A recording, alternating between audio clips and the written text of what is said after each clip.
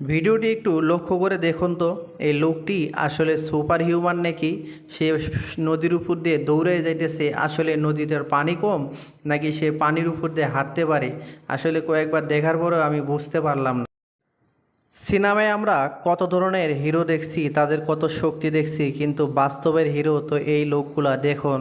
সে কতটা শক্তিশালী, একটা কত বড় গাছের ডুমা সে ঘাড়ে করে নিয়ে সে ট্রাকে উঠাই দিতেছে। আসলে তার শক্তি দেখে আমি পুরো অবাক হয়ে গেলাম।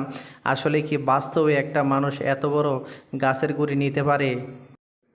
ওই যে কথায় আছে না, টাকা থাকলে সবই সম্ভব। দেখুন, আমরা ফুটবল পা দিয়ে খেলতে পারি না, ওরা দামি দামি গাড়ি দিয়ে ফুটবল খেলতেছে। টাকা থাকলে সবই সম্ভব। দুনিয়ার বুকে যত প্রাণী আছে সবাই কিন্তু মানুষের পোষ মানে, শুধু একমাত্র মানুষ ছাড়া।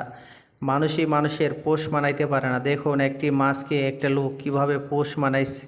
সে মাছটিকে ডাক দেওয়ার সাথে সাথে তার হাতের উপরে এসে উঠে গেল। কি চমৎকার একটা দৃশ্য, তাই না?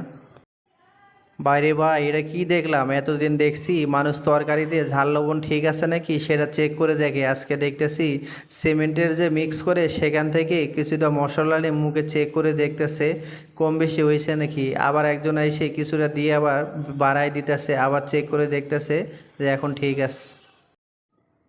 ভিডিওটি একটু ভালো করে লক্ষ্য করে দেখুন তো, আসলে এটা হরিণের বাচ্চা নাকি ইঁদুরের বাচ্চা? আমি অনেকবার দেখার পরে বুঝতে পারতেছি না যে আসলে এটা হরিণের বাচ্চা নাকি ইঁদুরের বাচ্চা। অনেকটা কিন্তু হরিণের মতো দেখা যায়, আবার মুখটি কিন্তু ইঁদুরের মতো দেখা যাইতেছে। আসলে একবারে কনফিউশনে পড়ে গেছি, আসলে এটা কিসের বাচ্চা।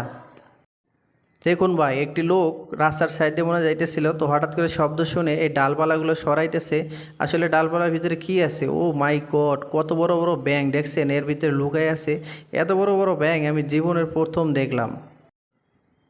জীবনে কত ধরনের সবজি কাটা, পেয়ারা কাটা, সব ধরনের কাটার দেখলাম, কিন্তু এ ধরনের আজব একটা পেয়ারা কাটার যন্ত্র জীবনও দেখি না। দেখছেন কত সুন্দর করে পেয়ারাগুলো কুচি কুচি করে কেটে ফেলতেছে। আসলে এটার সাহায্যে কিন্তু খুব দ্রুত কাজ করা যায়, সুন্দর করে কিন্তু কাজ করা যাইতেছে।